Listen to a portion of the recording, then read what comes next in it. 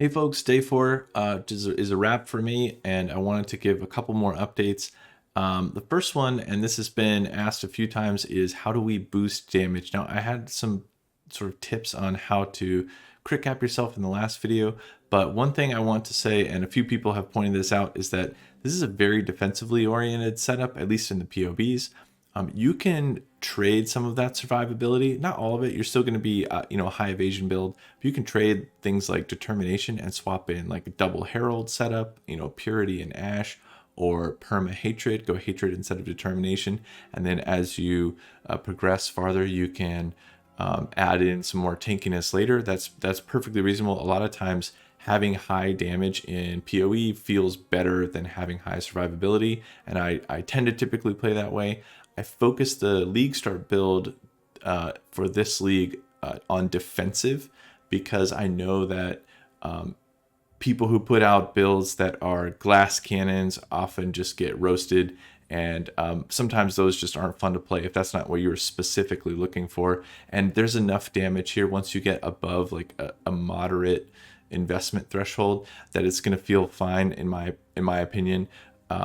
So right now I have around 16 million pinnacle DPS, and I'm just over 5 divine, or maybe 6 divine invested at this point. So right now running T16s are feel very comfortable. I'm going to show a video of me doing some bossing. Or at least an Elder Guardian. I started bossing today to generate some more currency. I find that to be the most profitable thing you can do in PoE outside of profit crafting, at least for me. Yeah, so let's real quick, I want to touch on the upgrades I made today. So I went into a 6-link setup. The first thing, well, two important things that you're going to have to do if you want to go 6-link is get a Divergent Inspiration. These are slightly more than a Divine right now. I think I paid 1.1 Divine for this. And then an Anomalous Trap in Mine. These are about 20C, but the alt quality provides an extra 10% reduction in mana cost, and you're really going to want that.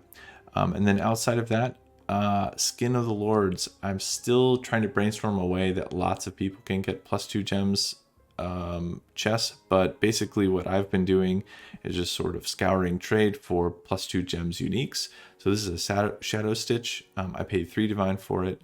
It's a +2 Socketed Trapper Mine, which is what boosts our damage, I think maybe close to 20%.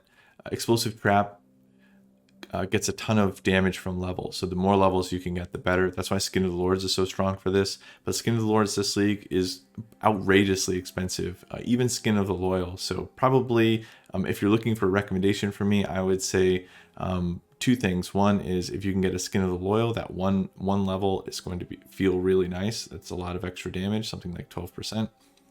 And then the second is look for high evasion uniques. Shadow Stitch is really nice in that it has a really good evasion pool. It provides some armor, which is great for fizz mitigation, and it has some energy shield that it provides by in addition to that. High evasion is important because we use Escape Artist, and Escape Artist provides us a ton of ES. So on top of the ES that the armor provides by itself naturally, it will also grant us a ton of extra ES by virtue of having a high evasion pool. So any high evasion unique is going to be good. Queen of the Forest is good. There was a +4 gems Queen of the Forest on trade for 4 div earlier today. There's Corrupted Kintsugi would be awesome as well, and you can use Tainted Fusings to 6-link them. You don't have to go through the super expensive Val Orb plus Fusings recipe on the bench. We definitely use Tainted Fusings, and if you don't know about that, just look it up on YouTube. It's fairly straightforward. It will cost a little bit, but it's very doable. Next update, I got a slightly better Sunblast. I changed my amulet. I spent 5C on this amulet. This is not a fancy amulet, but my previous amulet didn't have any tier of crit multi on it, so that was important for me to get. That's an extra 6% DPS. I also upgraded my helmet today. I paid 80C for this base, and then I hit it with 3 Loathing Essences to get the RMR.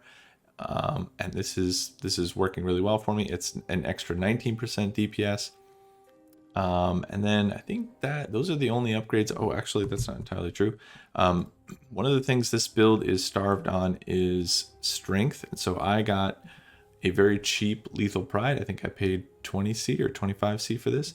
But it's pretty basic. It adds, some fizz damage. Fizz damage is, we're a fizz damage build, so fizz damage is good. And I think I got maybe some life regen. So, but the main thing that it provides me is a ton of strength. So I don't need to, I can level up my determination the rest of the way, and things like that.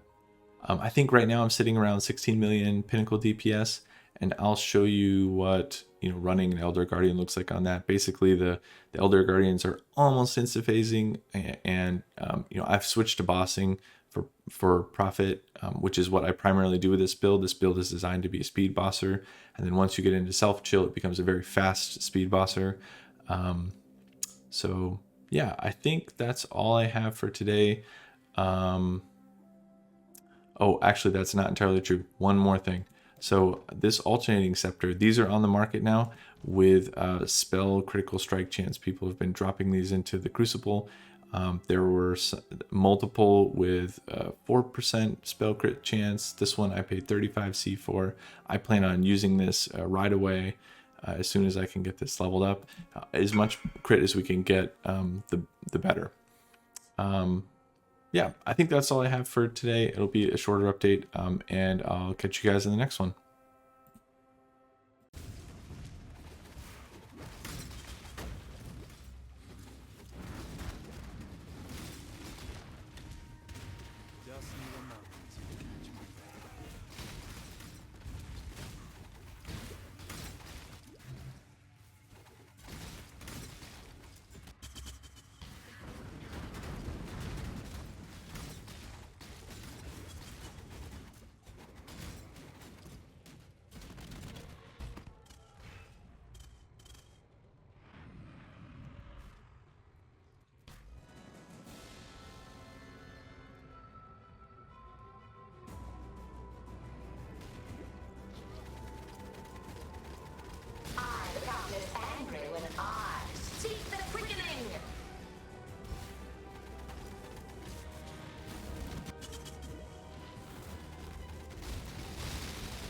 Gravity